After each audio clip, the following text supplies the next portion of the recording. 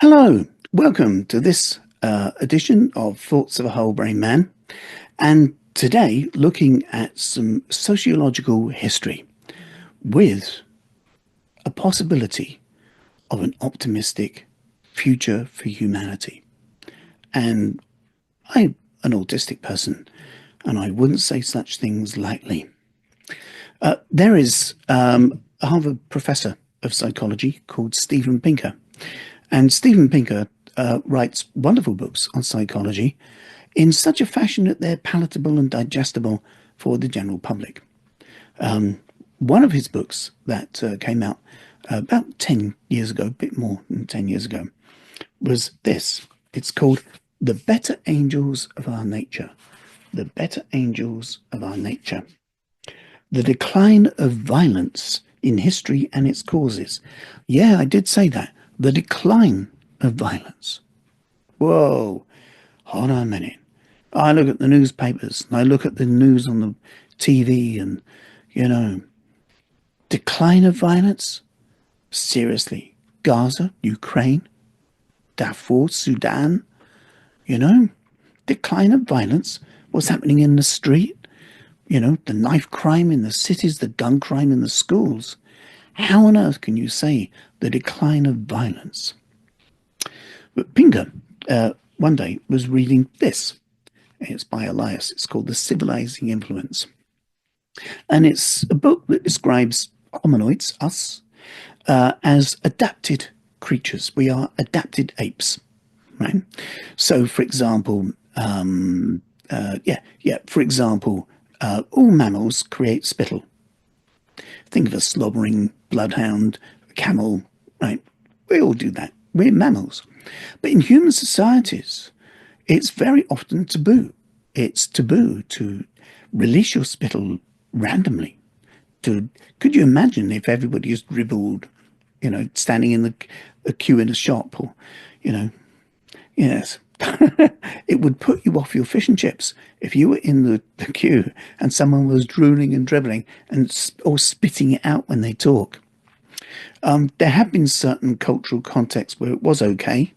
I once had a conversation with a chap who was once a roadie for The Clash, and he was describing the state of the equipment after a show. But in usual contexts, spitting is taboo for a variety of reasons. And that means that human beings, as creatures, when we're small, we're taught to adapt that. We're taught to only spit in certain contexts, into a handkerchief, for example, right? So that's part of the civilizing process, the adaptations we make to our biological instincts in order to comply and fit with society, because we are relational beings. And this got Pinker to start thinking. So he did some research, and he went back about 1,000 odd years, globally, looking at societies over 1,000 years of history, and he started to notice some patterns. And the patterns that he noticed wasn't that human beings are becoming less violent as such, but they're becoming increasingly intolerant of violence. Now, obviously, when you look at the research, you're looking back at earlier versions of ourselves, more savage versions of ourselves. And in order to understand the difference of where we were compared to where we are, you have to look at where we were.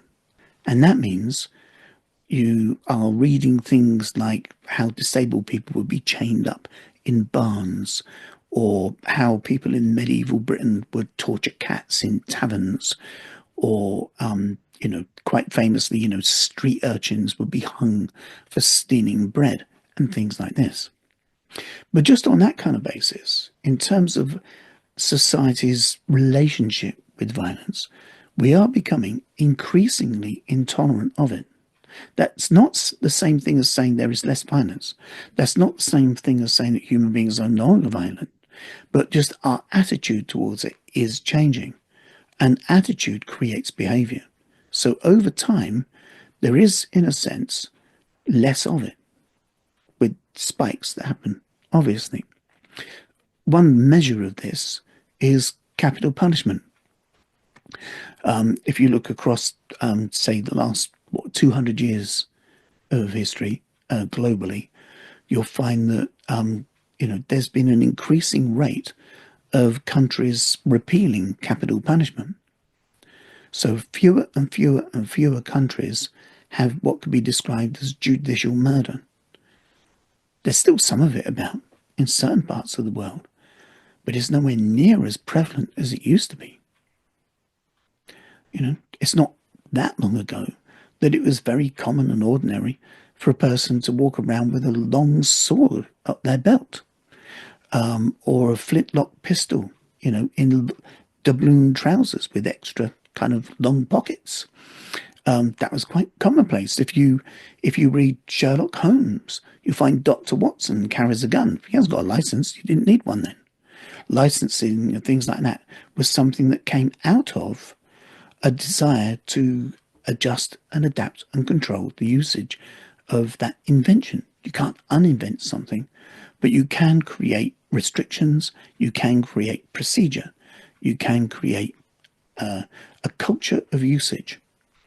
And so the laws around those sorts of things have grown up in the last 100 years or so. Interesting stuff. And in a sense, this book that sounds very optimistic on the surface, The Better Angels of Our Nature, the decline of violence, its history and its causes of that decline. Well, I mean, seriously? Really? Actually, yes. Because this is well researched and the research is documented, and it's all of it is referenced, and you can follow the paper trail. You can look it up. If you ever find that you're getting in despair about the world and the state of the world, and you like a sense of hope, not fanciful hope, not some kind of mystical guru hope, not a daydreamer's hope, not a wishful thinking hope, but a factual hope based on evidence and research. This is researched optimism. Seriously.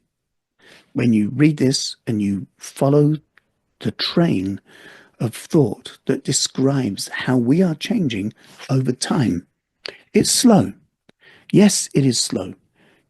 Wilberforce proposed that this island, Great Britain, become the first place to outlaw slavery more than 250 years ago now, right? And there are still people enslaved in cities in the UK. The notion that it is outlawed isn't being followed through completely with our behaviours.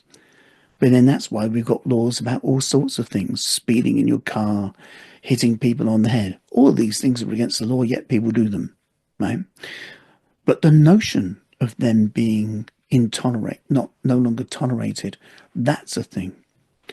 So history moves slowly, right? And quite often in our lives, we have a bit of a sense maybe of history, maybe decade or 20 years back, 30 years back, depending on your age. You might have a bit of a notion of the next year or how the next 3 or 4 or 5 years might look up ahead. But for the most part, we live in these little short bubbles of time, right? So when you get an opportunity to stretch that out and look back and actually see progress over a long period of time, there's an orientation of trajectory, and the orientation of the sense of human beings globally is that we humans are becoming increasingly intolerant of violence. Researched.